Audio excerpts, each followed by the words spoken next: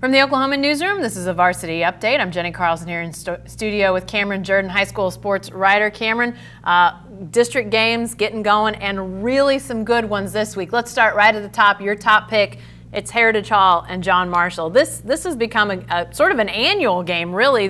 Two powerhouses. Lay this one out for us. It's a good one again. Yeah, you mentioned it. Now that they're in the same district, it kind of is become that annual game. This is going to be a really interesting matchup. It's two of the top defenses in the state. Heritage Hall's only allowed 14 points this season. John Marshall in 4 games has only allowed 7. Wow. So it's really going to come down to which team's offense can kind of get rolling earlier. You have Bryce Stevens, a really high-ranked recruit in the 2021 class. But then you go to Heritage Hall, and we know how much of a machine that they've been over the last decade. So that's what the matchup is going to come down to. John Marshall's speed, John Marshall's athleticism. Can they keep up with Heritage Hall? Can they stay close with Heritage Hall? Heritage Hall won this match at 27-20 last year. So what's it going to be like this year? I don't know if it's going to quite be the same closeness of that score, but I think it's going to be just a fantastic game again. By the way, I did say John Marshall, Heritage Hall. I don't know if I made it clear. It's at Heritage Hall. It is at Heritage Hall, yes. Yeah, just in case people want to know. I don't want them to go to the wrong place. Another matchup, if you're on the east side or if you're willing to drive to the east side, a game that is really going to be interesting for a lot of people here on the west side.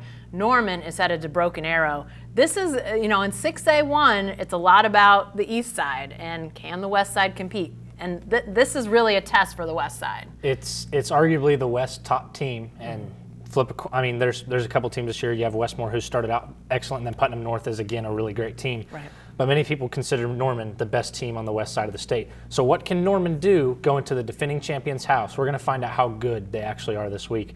Is their offense going to be as dynamic as it's been through the first 4 weeks of the season because they've looked essentially unstoppable with Cade Horton at quarterback? And then is their defense going to be able to really step up and stop an also potent Broken Arrow attack?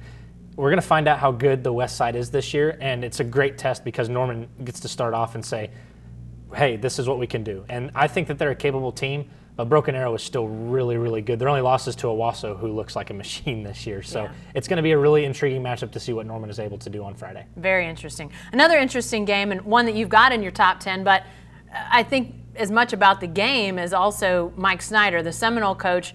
A Seminole going against Lincoln Christian. Again, one of your top 10 games. But Mike Snyder going for win number 364 would put him at the tip top of the list for career wins amongst high school football coaches in our state. Yeah, he tied Bruce Hendrickson, who's coached at a multitude of places. He's coached at Wynnewood, Sealing most recently when he retired. He tied him last week with a victory against Roland. Mike Snyder did.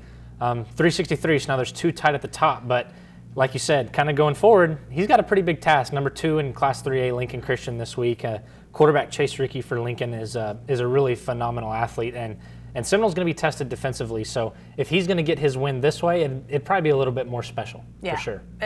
364 wins, regardless of when it happens, is going to be big time, obviously. But there's a coach going for a milestone, a guy on the playing side who.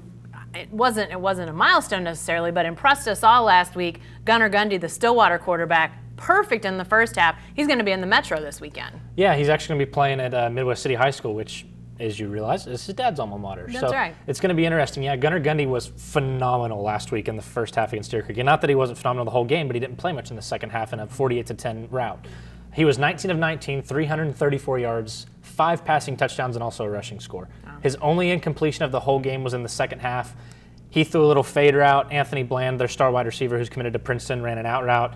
Coach Tucker Barnard just said it was a little miscommunication on the route. And I'm sure that it's probably going to bug Gunnar a little bit that he couldn't finish it perfect. But, to go 19 of 19 in any level of football is pretty impressive. And for him to do that last week is just outstanding. I mean, he started the year brilliantly again, and Stillwater's 4-0 and rolling. So yeah. Hard to believe after this week we'll be over the halfway point. This is week 5. We'll come to the end. We'll sort of start to get a grasp on where a lot of these teams are headed towards the postseason.